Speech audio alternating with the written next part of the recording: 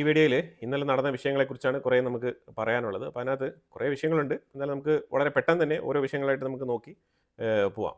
പിന്നെ അത് പാകിസ്ഥാനെ കുറിച്ചാണ് ആദ്യമേ പറയാനുള്ളത്. പാകിസ്ഥാനിന് അറബ് രാജ്യങ്ങളുടെ സൈഡിൽ നിന്നും, അതായത് അറബ് രാജ്യങ്ങൾ എന്ന് പറഞ്ഞാൽ മേജറായിട്ടുള്ള അറബ് രാജ്യങ്ങൾ, പാകിസ്ഥാനിക്ക് ജോലി കൊടുക്കുന്ന മേജറായിട്ടുള്ള അറബ് രാജ്യങ്ങളിൽ രണ്ട് രാജ്യങ്ങളാണ് UAEയും സൗദി അറേബ്യയും. ഈ രണ്ട് രാജ്യങ്ങളും ഇപ്പം ഈ പാകിസ്ഥാനിന് വിസ കൊടുക്കുന്നില്ല എന്ന് പറഞ്ഞിട്ട് തീരുമാനമെടുത്തിരിക്കുകയാണ്. അതായത് ഒഫീഷ്യലായിട്ട് തീരുമാനമെടുത്തതായിട്ട് എവിടെയും രേഖപ്പെടുത്തിയിട്ടില്ല. ഇവർക്കൊരു സാങ്ഷൻസോ അല്ലെങ്കിൽ ഒരു ബാനോ ഉണ്ടെന്ന് എവിടെയും ഒഫീഷ്യലി രേഖപ്പെടുത്തിയിട്ടില്ല. പക്ഷേ ഈ പാകിസ്ഥാനികൾ അപ്ലൈ ചെയ്യുന്ന 80% വിസ റിജക്ട് ചെയ്യപ്പെടുന്നു എന്നുള്ളൊരു വാർത്തയാണ് വരുന്നത്. ഇത് അറബ് രാജ്യങ്ങളിലുള്ള മാധ്യമങ്ങളൊന്നും തന്നെ പ്രസിദ്ധീകരിച്ചിട്ടില്ല. പക്ഷേ ഇത് ദാവ് എന്ന് പറഞ്ഞ പാകിസ്ഥാന്റെ ഒഫീഷ്യൽ ആയിട്ടുള്ള മാധ്യമം തന്നെയാണ് പ്രസിദ്ധീകരിച്ചിരിക്കുന്നത്. വളരെ മുൻനിരയിൽ പ്രവർത്തിക്കുന്ന ഒരു മാധ്യമമാണ് ദാവ്.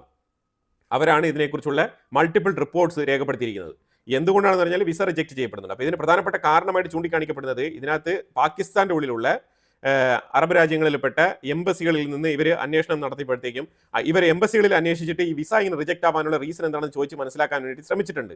അപ്പം ആ പേര് പറയാൻ താല്പര്യമില്ല പാകിസ്ഥാന്റെ ഉള്ളിൽ പ്രവർത്തിക്കുന്ന അറബ് രാജ്യങ്ങളുടെ എംബസിയിലെ ഉദ്യോഗസ്ഥർ പറഞ്ഞ ഇൻഫർമേഷൻസ് അനുസരിച്ച് പാകിസ്ഥാനികൾ ഏറ്റവും കൂടുതൽ ക്രൈം റേറ്റ്, ഏറ്റവും കൂടുതൽ കുറ്റകൃത്യങ്ങളിൽ ഏർപ്പെടുകയും അതുപോലെ തന്നെ ഭിക്ഷാടനം നടത്തുകയും ചെയ്യുന്ന കമ്മ്യൂണിറ്റി ആയിട്ട് മാറുകയാണ് ഗൾഫ് രാജ്യങ്ങളിൽ.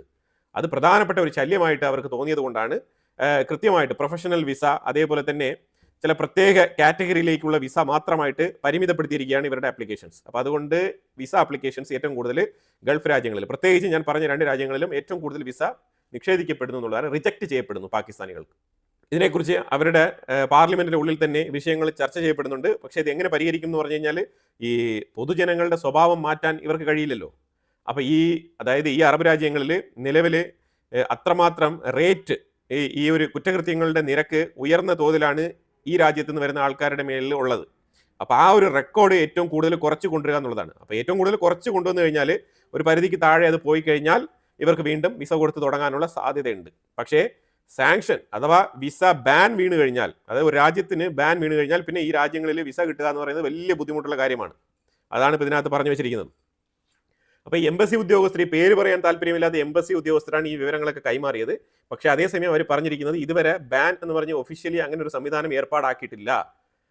ചില സിറ്റുവേഷൻസിൽ ഇത് പാസ്സാവും, അതായത് ആ നീഡ് അനുസരിച്ച്. അല്ലാത്ത പക്ഷത്തിൽ 80% റിജക്ഷൻ റേറ്റ് ഉണ്ടാവുമെന്ന് തന്നെയാണ് മനസ്സിലാക്കാൻ പറ്റുന്നത്.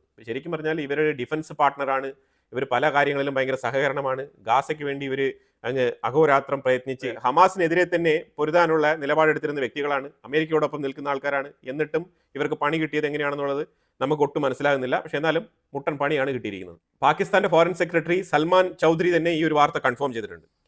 ഇനി നമ്മൾ അമേരിക്കയും ഉക്രൈനുമായിട്ട് ബന്ധപ്പെട്ട ഒരു അപ്ഡേറ്റ്. സെലൻസ്കി യൂറോപ്പിന്റെ കാവൽക്കാരനാണ്, പടനായകനാണ് എന്നൊക്കെ പറഞ്ഞുകൊണ്ടിരുന്ന യൂറോപ്യൻ യൂണിയൻ, അതേപോലെ UK ഉൾപ്പെടെയുള്ള ആ ഒരു രാജ്യങ്ങളുടെ പത്രങ്ങൾ ഇപ്പോൾ വിശേഷിപ്പിക്കുന്നത്, ദ ഗാർഡിയൻ എന്ന് പറഞ്ഞ UKയുടെ പത്രം പ്രസിദ്ധീകരിച്ചിരിക്കുന്നതാണ്. അവർ പറഞ്ഞിരിക്കുന്നത് ഇത്രയും കാലം ഉക്രൈൻ്റെ സെലൻസ്കിയെ ഭയങ്കരമായിട്ട് പുകഴ്ത്തി ലേഖനങ്ങൾ എഴുതിക്കൊണ്ടിരുന്ന ഈ ഒരു പത്രം ഇപ്പോൾ എഴുതിയിരിക്കുന്നത് യൂറോപ്യൻ മേഖലയിൽ തന്നെയുള്ള ഒരു കറപ്റ്റഡ് സ്റ്റേറ്റ് ആണ് ഉക്രൈൻ എന്നാണ് രേഖപ്പെടുത്തിയിരിക്കുന്നവർ. അതായത് ഇവരെന്താണ് പറയാൻ ഉദ്ദേശിക്കുന്നത് പറഞ്ഞാൽ നിലവിൽ സെലൻസ്കിയുടെ മേളിൽ നല്ല രീതിയിലുള്ള പ്രഷർ അപ്ലൈ ചെയ്യുകയാണ്. ഈ പ്രഷർ അപ്ലൈ ചെയ്യുന്നതിന്റെ ഭാഗമായിട്ട് സെലൻസ്കിയുടെ വലം കൈയായിട്ടിരുന്ന യാർമക് എന്ന് പറഞ്ഞ ആ ഒരു വ്യക്തി, ഒരു $100 മില്യൺ കറപ്ഷൻ ആരോപണം നേരിടുന്ന ആ വ്യക്തി റിസൈൻ ചെയ്തിരിക്കുകയാണ്. അപ്പം സെലൻസ്കിയുടെ വലം കൈ മുറിച്ച് മാറ്റപ്പെട്ടിരിക്കുന്നു എന്നുള്ളതാണ്. ഇവരാണ് ഈ യാർമക്കും ബുദ്ധനോവുമാണ് സെലൻസ്കിയുടെ വലം കൈയും ഇടം കൈയും. അപ്പം അതിലിപ്പോൾ വലം കൈ പോയി. ഈ ബുദ്ധനോവിനെ ഇപ്പം അയക്കാൻ പോവാണ് അമേരിക്കയിലേക്ക് നെഗോസിയേഷൻ ചർച്ചകൾക്ക് വേണ്ടിയിട്ട്.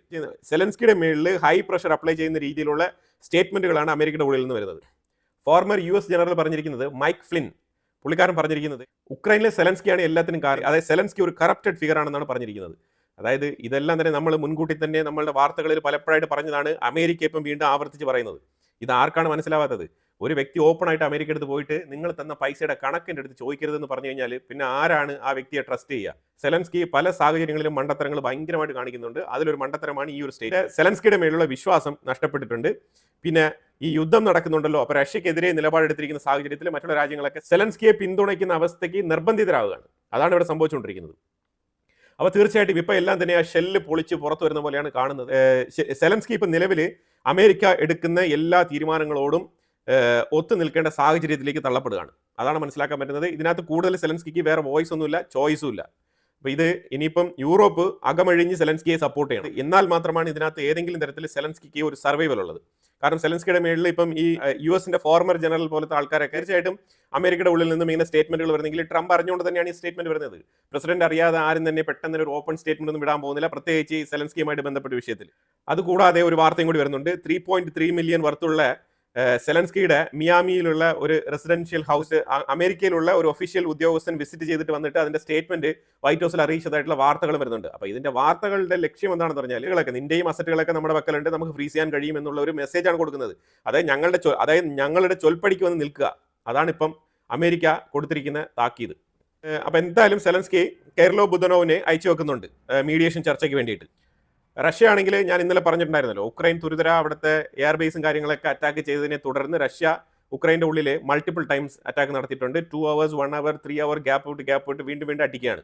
അതാണ് ഇപ്പോൾ നടന്നുകൊണ്ടിരിക്കുന്നത്. ഇതിന് പ്രധാനമായിട്ട് റഷ്യ ഇന്നലെ അഗ്രസീവായിട്ട് ആക്രമണം നടത്താനുള്ള കാരണം എന്ന് പറഞ്ഞാൽ 2 ഷിപ്പ് അറ്റാക്ക് ചെയ്തിട്ടുണ്ട് ഉക്രൈൻ. ഇതാണ് പ്രധാനമായിട്ട്. ഒരു ഷിപ്പ് പൂർണ്ണമായിട്ടും കത്തി നശിക്കുന്ന ഒരു സാഹചര്യമാണ്, അതിപ്പോഴും കത്തിക്കൊണ്ടിരിക്കുകയാണ്. മറ്റൊരു ഷിപ്പ് ഡാമേജ്ഡ് ആണ്. ഈ ഡാമേജ്ഡ് ആയ ഷിപ്പ് തുർക്കിയുടെ ആണെന്നാണ് പറയുന്നത്.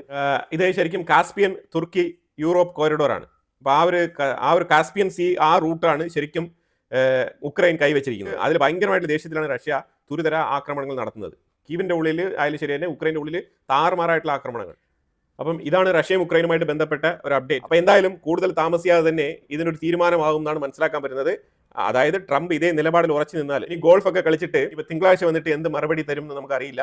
കാരണം പുള്ളിക്കാരൻ ഓരോ വീക്കെൻഡിലും പോയിട്ട് വരുമ്പോഴത്തേക്കും ഓരോ പുതിയ വാർത്തകളുമായിട്ടാണ് വരുന്നത്. കൂട്ടുകാരുമായിട്ട് ചേർന്ന് ഇനി പുതിയ ഐഡിയ വല്ലതും തോന്നുന്നുണ്ടെങ്കിൽ അതനുസരിച്ചുള്ള റെസ്പോൺസ് ആയിരിക്കും ഇനി ട്രംപിന്റെ സൈഡിൽ നിന്ന് വരുന്നത്. ഈ ഒരു ശനിയാഴ്ച വരെ ഇതാണ് ട്രംപിന്റെ നിലപാട്. ഇനി തിങ്കളാഴ്ച രാവിലെ ഇനി പുള്ളിക്കാരൻ വന്നിട്ട് ഇനി എന്താണ് പറയുന്നത് എന്നുള്ളത് നോക്കിയിട്ട് നമുക്ക് അതിൽ അടുത്ത അപ്ഡേറ്റ്സിലേക്ക് നമുക്ക് പോകാം. ഇനിയിപ്പോൾ നമുക്ക് അടുത്ത് നോക്കാനുള്ളത് വെച്ചാൽ ഈ ഡിറ്റ്വ എന്ന് പറഞ്ഞ ആ ഒരു സൈക്ലോൺ, ഈ ചുഴലിക്കാറ്റ് ശ്രീലങ്കയെ ചിന്നാഭിന്നമാക്കിയ ആ ഒരു ചുഴലിക്കാറ്റ്. അപ്പൊ ഈ സൈക്ലോൺ ശരിക്കും പറഞ്ഞാൽ സൗത്ത് ഇന്ത്യയിൽ വലിയ രീതിയിൽ നാശം വിതച്ചിട്ടില്ല. ഓൺലി തണുപ്പ് മാത്രമായിരുന്നു. പിന്നെ പല മേഖലകളിലും ചെറിയ ചാറ്റൽ മഴ എന്നുള്ള നിലയിലാണ് ഉണ്ടായിരുന്നത്. ഉദ്ദേശിച്ചതുപോലെ അത് ഇന്ത്യക്കുള്ളിൽ എഫക്റ്റീവായിട്ട് വന്നില്ല. അതിന്റെ സ്പീഡ് വളരെയധികം കുറഞ്ഞു. ഇപ്പൊ ഡിറ്റ്വ സൈക്ലോൺ ഇപ്പൊ എന്തായാലും ഒരു അവസാന ഘട്ടത്തിലേക്ക് നീങ്ങുകയാണ്. ഇനി അടുത്തത് നമ്മൾ നോക്കുന്നത് പറഞ്ഞാൽ മിഡിൽ ഈസ്റ്റ് മേഖലയിലാണ്. മിഡിൽ ഈസ്റ്റ് മേഖലയിൽ നമ്മൾ ലെബനാനിൽ നോക്കി കഴിഞ്ഞാൽ നഈം കാസിം എന്ന് പറയുന്നത് ഹെസ്ബുള്ളയുടെ ചീഫാണ്. ഇതിനു മുമ്പ് നസറുള്ള ആയിരുന്ന സ്ഥലത്താണ് നഈം കാസിം ഇരിക്കുന്നത്. പക്ഷെ അതേസമയം ഇസ്രായേൽ കഴിഞ്ഞ ആഴ്ച ഒരു എലിമിനേഷൻ നടത്തിയിട്ടുണ്ടായിരുന്നു. അതായത് അവരുടെ ചീഫ് ഓഫ് സ്റ്റാഫ് ടബട്ടാബായെ തൂത്തുപറക്കി കളഞ്ഞിട്ടുണ്ടായിരുന്നു. അപ്പോൾ അതിനെ തുടർന്ന് നഈം കാസിം ഇന്ന് ഭയങ്കര ആവേശഭരിതനായിട്ടുള്ള സ്റ്റേറ്റ്മെന്റ്, അതായത് ഞങ്ങൾ ഇതിനുള്ള മറുപടി തരും, നിങ്ങൾ കാത്തിരുന്നോ എന്ന മട്ടിലാണ് പറഞ്ഞിരിക്കുന്നത്. നഈം കാസിം അങ്ങനെ സാധാരണ ഭീഷണിയൊന്നും മുഴക്കാറില്ല. ഇപ്പൊ ഭീഷണി മുഴക്കിയ സ്ഥിതിക്ക് അതായത് നസറുള്ള ഇല്ലാതായിട്ട് തന്നെ ഒന്നും ചെയ്യാൻ കഴിഞ്ഞില്ല ഹെസ്ബുള്ളയ്ക്ക്. ഭയങ്കരമായിട്ടുള്ള റദ്വാൻ ഫോഴ്സ് ആനയാണ് ചേനയാണെന്നൊക്കെ പറഞ്ഞുകൊണ്ടിരുന്നതാണ്. എന്നിട്ടും ഇപ്പോൾ ഒന്നും അനങ്ങാൻ പറ്റാത്ത അവസ്ഥയിലിരിക്കുകയാണ്. അതേസമയം നഈം കാസിം എന്നിട്ട് ഭീഷണി മുഴക്കുകയാണ്. ഇസ്രായേൽ ഇതിനെ എങ്ങനെയാണ് കൺസിഡർ ചെയ്യുന്നത്, എങ്ങനെയാണ് അവർ നോക്കിക്കാണുന്നത് എന്നുള്ളതിനെ കുറിച്ചുള്ള വിവരങ്ങളൊന്നും നമുക്കറിയില്ല. പക്ഷെ എന്തായാലും ഈ രീതിയിലുള്ള ഒരു ഭീഷണി ഇപ്പം ഹിസ്ബുള്ളയുടെ സൈഡിൽ നിന്ന് വരുന്നുണ്ട്. ഞാൻ ഇന്ന് ഗാർഡിയനിൽ ഒരു റിപ്പോർട്ട് വായിക്കുകയുണ്ടായി. UK പത്രമാണ്. 100% ട്രസ്റ്റ് ചെയ്യാമോ എന്ന് എനിക്കറിയില്ല. പക്ഷേ അവർ പറഞ്ഞിരിക്കുന്നത് 4 സ്ഥലങ്ങളിൽ അഫ്ഗാനിസ്ഥാനിൽ അമേരിക്ക ആക്രമണം നടത്താനുള്ള സാധ്യതയുണ്ട് എന്നുള്ളൊരു വാർത്തയാണ് അവർ പറഞ്ഞിരിക്കുന്നത്. എന്തുമായിട്ട് ബന്ധപ്പെടുത്തിയിട്ടാണ് ഇവർ പറയുന്നത് പറഞ്ഞാൽ, അമേരിക്കയുടെ ഉള്ളിൽ വൈറ്റ് ഹൗസിന്റെ ഫ്രണ്ടിൽ 2 പേരെ വെടിവെച്ച് കൊലപ്പെടുത്തിയല്ലോ, ഒരു അഫ്ഗാനി പൗരൻ. അവനെ സെൻട്രൽ പോയിന്റ് ആയിട്ട് എടുത്തുകൊണ്ടാണ് അഫ്ഗാനിസ്ഥാനെ ടാർഗറ്റ് ചെയ്യാൻ അമേരിക്ക ശ്രമിക്കുന്നത് എന്നാണ് പറഞ്ഞിരിക്കുന്നത് ഇതിനകത്ത്. അപ്പോൾ ഇതിനകത്ത് മെയിനായിട്ട് CIA ആണ് ഇത് പ്ലാൻ ചെയ്യുന്നത് എന്നാണ് അവർ മെൻഷൻ ചെയ്യുന്നത്. അപ്പോൾ ഇത് CIA പ്ലാൻ ചെയ്യുന്ന പറഞ്ഞാൽ CIAക്ക് ഒരു എയിം ഉള്ളത് അവിടെ ഈ ഒരു ബഗ്രാം ബേസ് എന്ന് പറഞ്ഞൊരു ബേസ്, ആ ബേസ് കൈക്കലാക്കാൻ വേണ്ടിയിട്ടാണ് ഈ അടവ് നയം പയറ്റുന്നത് എന്നാണ് മനസ്സിലാക്കാൻ പറ്റുന്നത്. പക്ഷേ ഇന്നലെ ഒരു ഡ്രോൺ അറ്റാക്ക് അഫ്ഗാനിസ്ഥാൻ്റെ ഉള്ളിൽ നടത്തിയിട്ടുണ്ടായിരുന്നു. പക്ഷേ അത് അമേരിക്കയാണോ നടത്തിയത് അല്ലെങ്കിൽ പാകിസ്ഥാനാണോ നടത്തിയത് എന്നുള്ള ഒരു ഉറപ്പ് ഇതുവരെ ഇല്ല. അഫ്ഗാനിസ്ഥാനും ഇതിനെക്കുറിച്ച് ഒരു കൺഫർമേഷനും പുറത്ത് പറഞ്ഞിട്ടില്ല. മീൻസ് ഡ്രോൺ അറ്റാക്ക് നടന്നു എന്നാണ് അവർ പറയുന്നത്. പക്ഷേ ആര് നടത്തി എന്നുള്ളതിനെ കുറിച്ചുള്ള വിവരം അവർ പുറത്തു വിടുന്നില്ല. അപ്പോൾ എന്തായാലും അമേരിക്ക ഇങ്ങനെ ഒരു പ്ലാൻ ചെയ്യുന്നു എന്നുള്ളൊരു വാർത്ത UK മാധ്യമമായിട്ടുള്ള ദ ഗാർഡിയൻ പ്രസിദ്ധീകരിച്ചിട്ടുണ്ട്. എനിക്ക് ഇതിനകത്ത് കൂടുതലായിട്ട് അങ്ങോട്ട് ട്രസ്റ്റ് ഇല്ല. എന്തായാലും അവർ പ്രസിദ്ധീകരിച്ച സ്ഥിതിക്ക് ഞാനിത് പറഞ്ഞു പോകുന്നതാണ്. അപ്പോൾ ഇതിലെന്തായാലും പാകിസ്ഥാൻ വളരെ ഹാപ്പിയാണ്. അസീം മുനീർ എന്തായാലും തീർച്ചയായിട്ടും 100% ഹാപ്പിയാണ്. അപ്പോൾ ഇതിനകത്ത് പാകിസ്ഥാൻ്റെ ഡെപ്യൂട്ടി മിനിസ്റ്റർ ആയിട്ടുള്ള ഇഷാഖ് ദർ പറഞ്ഞിരിക്കുന്നത്, പുള്ളിക്കാരൻ വായിക്കാണ്. എന്താണ് വായിക്കുന്നത് പറഞ്ഞാൽ 4000 സോൾജേഴ്സ് അഫ്ഗാനിസ്ഥാനിൽ താലിബാൻ ഭരണമേറ്റതിന് ശേഷം 4000 പാക് സോൾജേഴ്സ് കൊല്ലപ്പെട്ടിട്ടുണ്ട്. അതേപോലെ 20,000 പാകിസ്ഥാനി സോൾജേഴ്സ് ഇൻജൂർഡ് ആയിട്ടുണ്ടെന്നുള്ള വാർത്തയും കൂടി പുള്ളിക്കാരൻ വായിച്ചു പോകുന്നുണ്ട്. അപ്പോൾ അതായത് അത്രമാത്രം per year 1000 soldiers Pakistani soldiers കൊല്ലപ്പെട്ടിട്ടുണ്ട്. ഈ ഒരു യാഥാർത്ഥ്യം കൂടി പാകിസ്ഥാൻ അംഗീകരിച്ച് മുന്നോട്ട് പോവാണ്. അതുപോലെ തന്നെ പാകിസ്ഥാന്റെ ഉള്ളിൽ പൊളിറ്റിക്കൽ പ്രഷർ ഹൈ ആണ്. ഇമ്രാൻഖാൻ കേസുമായിട്ട് ബന്ധപ്പെട്ട് അവരുടെ സഹോദരിമാർ ഇപ്പോഴും ഇമ്രാൻഖാനെ കാണണം എന്നുള്ള ആവശ്യം തന്നെയാണ് മുന്നോട്ട് വെച്ചിരിക്കുന്നത്. പാകിസ്ഥാന്റെ പ്രൈം മിനിസ്റ്റർ ഷഹബാസ് ഷെരീഫ് വന്നിട്ട് ഓപ്പൺ ആയിട്ട് സ്റ്റേറ്റ്മെന്റ് ഒക്കെ കൊടുത്തെങ്കിലും പരിധിവരെ ഒരു ടെമ്പററി ആശ്വാസം നൽകാൻ മാത്രമേ സഹായിച്ചുള്ളൂ. ഇപ്പൊ തീർച്ചയായിട്ടും ഇപ്പം അവിടെ 144 ഒക്കെ എഫക്റ്റീവ് ആയിട്ട് ഇംപ്ലിമെന്റ് ചെയ്തിട്ടുണ്ട്. 144 എന്ന് പറഞ്ഞാൽ കണ്ടാലുടൻ വെടിവെച്ചിടുക എന്നുള്ള രീതിയിലുള്ള നിയമമാണ്. അപ്പോൾ അതായത് 4 പേർക്ക് കൂടുതൽ കൂടിയെന്ന് സംസാരിക്കാൻ പാടില്ല. അപ്പോൾ കൂട്ടം കൂടിയ ആൾക്കാർ ഒരുമിച്ച് വന്ന് ഈ പ്രതിഷേധം നടത്താൻ പാടില്ല. അങ്ങനെ ഒരു നിയമമാണ് ഈ 144 എന്ന് പറയുന്നത്. അതാണ് ഇപ്പോൾ അവിടെ ഇംപ്ലിമെന്റ് ചെയ്തിരിക്കുന്നത്. പക്ഷേ തിങ്കളാഴ്ച വീണ്ടും പ്രതിഷേധം ആളിക്കത്താനുള്ള സാധ്യതയുണ്ട്. അതായത് ഇമ്രാൻഖാന്റെ സഹോദരിമാരെ ഇമ്രാൻഖാനെ മീറ്റ് ചെയ്യാനുള്ള ഒരു അവസരം കൊടുക്കുന്നില്ല എങ്കിൽ വീണ്ടും അവിടെ ഈ ഒരു പൊളിറ്റിക്കൽ പ്രഷറുമായിട്ട് ബന്ധപ്പെട്ട് പ്രതിഷേധങ്ങൾ തുടരുമെന്നാണ് മനസ്സിലാക്കാൻ പറ്റുന്നത്. അത് ഏത് ലെവൽ വരെ വേണമെങ്കിലും പോകാം എന്നാണ് പൊതുവിൽ നമുക്ക് പാകിസ്ഥാന്റെ ഒരു അവസ്ഥ വെച്ച് നോക്കുമ്പോൾ മനസ്സിലാക്കാൻ പറ്റുന്നത്. ട്രംപ് ആണെങ്കിൽ ഇപ്പോഴും താരിഫുമായിട്ട് ബന്ധപ്പെട്ട് ഭയങ്കര താരിഫ് പ്രൊമോഷനുമായിട്ട് നടക്കുകയാണ്. അതായത് എൻ്റെ താരിഫ് പോളിസി ഭയങ്കരമായിട്ടുള്ള ഗുഡ് പോളിസിയാണ് എന്നാണ് പറഞ്ഞുകൊണ്ടിരിക്കുന്നത് ട്രംപ്. വലിയ വലിയ പാരഗ്രാഫുകളാണ് ട്രൂത്ത് സോഷ്യൽ മീഡിയയിൽ എഴുതുന്നത്. താരിഫ് നല്ലതാണ്, താരിഫ് കൊണ്ട് അമേരിക്കയ്ക്ക് ഇന്ന ഗുണമുണ്ട്, താരിഫ് ഞാൻ ഇംപ്ലിമെന്റ് ചെയ്തുകൊണ്ടാണ് ഇത് സംഭവിക്കുന്നത് എന്നുള്ള രീതിയിൽ ഭയങ്കരമായിട്ട് ഈ ഒരു പൈസയാണല്ലോ, അപ്പോൾ ഈ മണിയുടെ വരവ് അതുമായിട്ട് ബന്ധപ്പെട്ട് എന്തെല്ലാം കാര്യങ്ങൾ ചെയ്യാൻ പറ്റുന്നു അതെല്ലാം തന്നെ കോർത്തിണക്കിക്കൊണ്ട് ഇത് നല്ലതാണെന്ന് ആവർത്തിച്ച് പറയുന്ന ഒരു അവസ്ഥയാണ് ഇപ്പോൾ നമുക്ക് കാണാൻ കഴിയുന്നത്. എനിക്ക് നമുക്ക് പറയാനുള്ളത്, ഒരു പോളിസി നല്ലതാണെന്നുണ്ടെങ്കിൽ അത് ജനങ്ങൾ പറയും. അല്ല പോളിസി ഇംപ്ലിമെന്റ് ചെയ്യുന്ന ആ രാഷ്ട്രീയക്കാരനോ അല്ലെങ്കിൽ ആ നേതാവോ പറയേണ്ട ആവശ്യമില്ല. ഒരു പോളിസി നമ്മൾ ഇംപ്ലിമെന്റ് ചെയ്ത് കഴിഞ്ഞാൽ അത് ജനങ്ങൾ പറയും ഈ പോളിസി നല്ലതാണോ ഇല്ലയോ എന്നുള്ളത്. അല്ലാതെ ഈ പോളിസി പ്രഖ്യാപിച്ച ആൾ തന്നെ ഇത് നല്ലതാണെന്ന് പറയുന്നതിന്റെ അർത്ഥം ആ ജനങ്ങൾ ഇതുവരെ കൺവിൻസ് ആയിട്ടില്ല എന്നുള്ളതാണ് എൻ്റെ മീനിങ്. അതായത് അമേരിക്കൻ ജനങ്ങളെ കൺവിൻസ് ചെയ്യാൻ വേണ്ടിയിട്ട് ശ്രമിക്കുന്ന ട്രംപ് നിരന്തരം ശ്രമിക്കുകയാണ് താരിഫ് നല്ലതാണെന്ന് പറഞ്ഞിട്ട്. അപ്പോൾ അതായത് അവിടുത്തെ ജനങ്ങൾ ഇതുവരെ കൺവിൻസ് ആകുന്നില്ല എന്നുള്ളതാണ് മനസ്സിലാക്കേണ്ടത്. കാരണം അവിടെ ഇൻഫ്ലേഷൻ കൂടിക്കൊണ്ടിരിക്കുകയാണ്. പിന്നെ ഈ താരിഫ് പൈസ അമേരിക്കൻസ് ആണ് പേ ചെയ്യുന്നത്. അതും ട്രംപ് ഇതിനകത്ത് എഴുതി കുറിക്കാൻ മറക്കുന്നു എന്നുള്ളതാണ് ഒരു പച്ചയായ യാഥാർത്ഥ്യം. ഇപ്പം ഇന്ത്യയുടെ താരിഫൊക്കെ കുറയ്ക്കാത്ത എന്തുകൊണ്ടാണ്? അത് മാക്സിമം ഊറ്റാൻ പറ്റുന്നത്രത്തോളം ഊറ്റാം എന്നാണ്. ഇന്ത്യയുടെ താരിഫ് എന്ന് പറഞ്ഞാൽ ഇത് ഇന്ത്യയല്ല പേ ചെയ്യുന്നത്. ഇന്ത്യൻ പ്രോഡക്റ്റ് ഇന്ത്യയിൽ നിന്ന് ഓർഡർ ചെയ്ത് വരുത്തുന്ന അമേരിക്കൻ കമ്പനി, അതുപോലെ തന്നെ അമേരിക്കൻ കമ്പനി ആ പ്രോഡക്റ്റ് വിൽക്കുന്ന അമേരിക്കക്കാർ, ആ പ്രോഡക്റ്റ് വാങ്ങിക്കുന്ന അമേരിക്കൻസ്, അവരാണ് ഇത് പേ ചെയ്യുന്നത്. അമേരിക്കയ്ക്കാണെങ്കിൽ എത്രയും വേഗം ഈ റഷ്യ ഉക്രൈനുമായിട്ട് ബന്ധപ്പെട്ട വിഷയത്തിൽ ഒരു തീരുമാനം ഉണ്ടാക്കിയിട്ട് ഇപ്പം നിലവിൽ റഷ്യയും അമേരിക്കയും തമ്മിൽ റെയർ എർത്ത് എലമെന്റ്സുമായിട്ട് ബന്ധപ്പെട്ട ഡീൽ മുന്നോട്ട് പോകുന്നുണ്ട്. ഇപ്പോഴും യുറേനിയം പോലത്തെ സംഗതികളൊക്കെ റഷ്യ അടുത്ത് തന്നെയാണ് വാങ്ങുന്നത്. എന്തുകൊണ്ടാണ് പെട്ടെന്ന് റഷ്യയുടെ സൈഡിലേക്ക് ഒരു ചായ്വ്? റഷ്യ പ്ലൂട്ടോണിയം എന്ന് പറഞ്ഞ ആ ഒരു സംഗതി നിർത്തി വെച്ചിരുന്നു. റഷ്യ അമേരിക്കയ്ക്ക് ഇനി ഞങ്ങൾ പ്ലൂട്ടോണിയം തരില്ല എന്നൊരു തീരുമാനമെടുത്തിരുന്നു. അത് കഴിഞ്ഞിട്ടാണ് ട്രംപ് നേരെ മലക്കം പറഞ്ഞിട്ട് റഷ്യയുടെ സൈഡിലേക്ക് ഉരുണ്ടങ്ങ് വീണത്. എന്നിട്ടാണ് സ്റ്റീവ് വിറ്റ്കോഫിനെ വിട്ടിട്ട് രഹസ്യമായിട്ട് പല ചർച്ചകളൊക്കെ നടത്തിയിട്ട് നിങ്ങൾക്ക് വേണ്ടപ്പെട്ട രീതിയിൽ നമുക്ക് ഈ ഡ്രാഫ്റ്റ് ചെയ്യാം എന്നുള്ള രീതിയിൽ റഷ്യയ്ക്ക് വേണ്ട രീതിയിൽ ഈ ഡ്രാഫ്റ്റ് എഴുതി വെച്ചിരിക്കുന്നത് ഈ റഷ്യ ഉക്രൈൻ സമാധാന കരാറുമായിട്ട് ബന്ധപ്പെട്ടാണ് പറയുന്നത്. ഇനി ഇത് 28 പോയിന്റ് റഷ്യയ്ക്ക് വേണ്ട രീതിയിൽ അമേരിക്ക ഡ്രാഫ്റ്റ് ചെയ്തില്ലെങ്കിലും ഒന്നും ചെയ്യാനില്ല. കാരണം ഈ പിടിച്ചു വെച്ചിരിക്കുന്ന സ്ഥലങ്ങളൊന്നും റഷ്യ വിട്ടുകൊടുക്കാൻ പോകുന്നില്ല. പിന്നെ ഇതിനകത്ത് പിന്നെ എന്താണ് അമേരിക്കയ്ക്ക് ഡ്രാഫ്റ്റ് ചെയ്യാനുള്ളത്? റഷ്യ പറയുന്ന രീതിയിൽ എഴുതേണ്ട സാഹചര്യം. ശരിക്കും പറഞ്ഞാൽ റഷ്യയുടെ മുന്നിൽ മുട്ടുമടക്കി റഷ്യയ്ക്ക് വേണ്ട രീതിയിൽ ഡിക്റ്റേറ്റർ എന്ന് വിളിക്കപ്പെടുന്ന പുടിൻ പറയുന്ന രീതിയിൽ എഴുതി കൊടുത്തിരിക്കുകയാണ് അമേരിക്ക. അതിൽ നിന്നും വള്ളി അങ്ങോട്ടോ ഇങ്ങോട്ടോ ഒരു ലൈൻ പോലും മാറ്റി വരയ്ക്കാൻ പറ്റാത്ത രീതിയിൽ ഈ 28 പോയിന്റ് അടങ്ങുന്ന ഈ ഒരു സമാധാന കരാർ എഴുതി കൊടുത്തിരിക്കുകയാണ്. പിന്നെ ഇതിനകത്ത് എന്താണ് നമുക്ക് പറയാനുള്ളത്? ഇതിൽ കൂടുതലൊന്നും വിശദീകരിക്കാനില്ല. ഇന്നലെ സഡൻലി പ്രഖ്യാപിക്കുകയാണ് വെനിസുലയുടെ അടുത്ത് നേരിട്ട് സംസാരിക്കാം, യുദ്ധം ചെയ്യണ്ട എന്നുള്ള രീതിയിലൊക്കെ പറഞ്ഞുകൊണ്ടിരുന്ന ട്രംപ് പെട്ടെന്ന് പറയാണ് നോ ഫ്ലൈ സോൺ അനൗൺസ് ചെയ്തിരിക്കുകയാണ്. വെനിസുലയുടെ മേളിൽ ഞാനിവിടെ റഡാർ മാപ്പ് വെച്ചിട്ടുണ്ടെന്ന് നോക്കി അറിയാം, വെനിസുലയുടെ മേളിൽ ഒരു ഫ്ലൈറ്റും ഇല്ല, എല്ലാം എംറ്റി ആയി കിടക്കാണ്, എയർ സ്പേസ് എംറ്റി ആയി കിടക്കാണ്. അതേപോലെ തന്നെ ഈ നോ ഫ്ലൈ സോൺ അനൗൺസ് ചെയ്തതുമായിട്ട് ബന്ധപ്പെട്ട് വെനിസുലയ്ക്കെതിരെ ഒരു ട്രൂത്ത് സോഷ്യൽ മീഡിയ പോസ്റ്റും ട്രംപ് ചെയ്തിട്ടുണ്ട്. അപ്പോൾ ഇതാണ് വെനിസുലയും അമേരിക്കയും തമ്മിൽ നിലവിലുള്ള ടെൻഷൻ. അപ്പോൾ എന്തായാലും സാറ്റർഡേ സൺഡേ അല്ലേ, അപ്പോൾ ഒന്ന് ഈ ഒരു വിഷയം കുറച്ച് ടെൻസ്ഡ് ആയിട്ട് നിൽക്കട്ടെ എന്ന് പറഞ്ഞിട്ട് ട്രംപ് ഒരു എന്റർടൈൻമെന്റ് ലോകത്തിന് സമ്മാനിച്ചിട്ട് പോയതായിരിക്കാം എന്നാണ് മനസ്സിലാക്കാൻ പറ്റുന്നത്. കാരണം പലപ്പോഴും ഇങ്ങനെ പ്രഖ്യാപനങ്ങൾ നടത്തിയിട്ടുണ്ട്. പക്ഷേ ഇപ്പോൾ ഫസ്റ്റ് ടൈം ആയിട്ടാണ് ഇത്രയും അഗ്രസീവായിട്ട് ഈ എയർ സ്പേസ് കൺട്രോൾ ചെയ്യുന്നത്. അടുത്തൊരു വിഷയം നമ്മൾ നോക്കിക്കഴിഞ്ഞാൽ ബംഗ്ലാദേശുമായിട്ട് ബന്ധപ്പെട്ട വിഷയമാണ്. ഈ ബംഗ്ലാദേശുമായിട്ട് ബന്ധപ്പെട്ട വിഷയത്തിൽ ഇന്ത്യ വളരെ ഷാർപ്പായിട്ടുള്ള മൂവാണ് നടത്തുന്നത്. അതായത് 22 കിലോമീറ്റർ വിസ്തീർണമുള്ള ഈ സിലിഗുരി അഥവാ ചിക്കൻ നെഗ് കോറിഡോറുമായിട്ട് ബന്ധപ്പെട്ട് ഇന്ത്യ 3 ഏരിയ സറൗണ്ട് ചെയ്തിരിക്കുകയാണ്. ഇന്ത്യ 3 ഏരിയ സറൗണ്ട് ചെയ്തിരിക്കുക എന്ന് പറഞ്ഞാൽ വളരെ ക്ലോസ് പ്രോക്സിമിറ്റിയിൽ 3 ഏരിയ കൃത്യമായി സറൗണ്ട് ചെയ്ത് നിൽക്കുകയാണ്.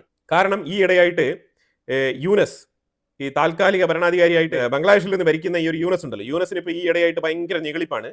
പാകിസ്ഥാനെ കൂട്ടുപിടിച്ചുകൊണ്ട്, തുർക്കിയെ കൂട്ടുപിടിച്ചുകൊണ്ട് ഈ മേഖലയിൽ ഭയങ്കരമായിട്ടുള്ള ശല്യം ചെയ്യുന്ന ഒരു സാഹചര്യമാണ്. അത് ഇന്ത്യ കൃത്യമായിട്ട് മോണിറ്റർ ചെയ്തിട്ട് ഏതെങ്കിലും തരത്തിൽ ചെറിയ നീക്കങ്ങൾ സംഭവിച്ചാൽ തന്നെ അടിച്ച് തൂത്തുപറക്കി കളയാൻ വേണ്ടിയിട്ട് റെഡിയായി നിൽക്കുകയാണ്. ഒരു 48 മണിക്കൂർ മിലിറ്ററി ഓപ്പറേഷൻ സിലിഗുരി കോറിഡോറുമായിട്ട് ഫോക്കസ് ചെയ്ത് ബംഗ്ലാദേശിന്റെ ഉള്ളിൽ ഇന്ത്യ നടത്തും എന്നാണ് പ്രതീക്ഷിക്കുന്നത്.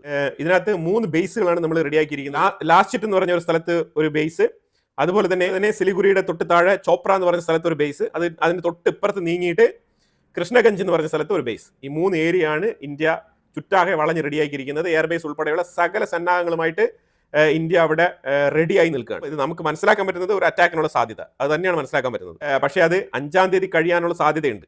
ഓപ്പറേഷൻ പ്ലാൻ ചെയ്യുന്നതായിട്ടാണ് മനസ്സിലാക്കാൻ പറ്റുന്നത്. അപ്പോൾ അതുപോലെ തന്നെ ഇന്ത്യ വേറൊരു പരിപാടി ചെയ്തിട്ടുണ്ട്. ജപ്പാന്റെ കവാസക്കി എന്ന് പറഞ്ഞ കമ്പനിയുമായിട്ട് ഒരു ഡീൽ ഓൾമോസ്റ്റ് ഓക്കെ ആവുന്ന തരത്തിലാണ്. അതായത് ഒരു ട്രാൻസ്പോർട്ട് എയർക്രാഫ്റ്റ് കരിയറുമായിട്ട് ബന്ധപ്പെട്ടാണ് ഈ ഒരു ഡീൽ. പിന്നീട് കവാസക്കി എന്ന് പറഞ്ഞ ജാപ്പനീസ് കമ്പനിയുടെ ട്രാൻസ്പോർട്ട് എയർക്രാഫ്റ്റ് വാങ്ങിക്കാനാണ് ഇന്ത്യ ഉദ്ദേശിക്കുന്നത്.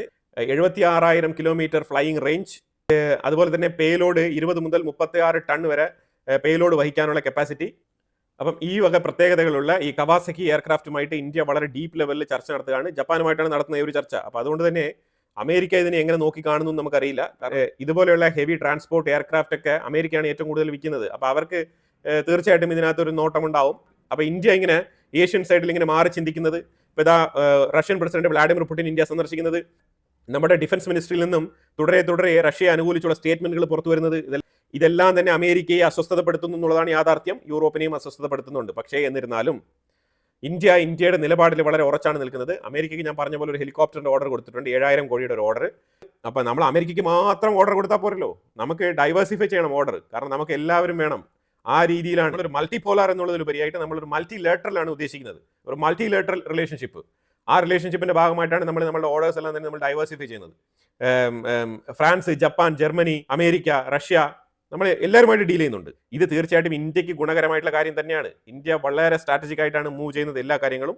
അപ്പോൾ എന്തായാലും ഇതും ഷാർപ്പായിട്ട് നമ്മൾക്ക് വേണ്ട രീതിയിൽ നമ്മൾ എടുത്ത തീരുമാനമായിട്ടാണ് മനസ്സിലാക്കാൻ പറ്റുന്നത്. തീർച്ചയായിട്ടും അമേരിക്ക ഇതിനകത്ത് ഇടപെടും. വളരെ നൈസായിട്ട് ബാക്ക്ഗ്രൗണ്ടിൽ അവർ ഇടപെട്ടാലും ഇന്ത്യക്ക് വേണ്ട രീതിയിലുള്ള കാര്യങ്ങൾ മാത്രമേ ചെയ്യുള്ളൂ. അപ്പോൾ എന്തായാലും കുറേ ഇൻഫർമേറ്റീവ് ആയിട്ടുള്ള വിഷയങ്ങളാണ് നമ്മൾ വീഡിയോയിൽ പങ്കുവച്ചത്. ഇതിനെക്കുറിച്ചുള്ള അഭിപ്രായങ്ങൾ കമന്റ് ബോക്സിൽ രേഖപ്പെടുത്തുക. കൂടുതൽ വാർത്തകളുമായിട്ട് അടുത്ത വീഡിയോയിൽ വരാം. Thank you so much.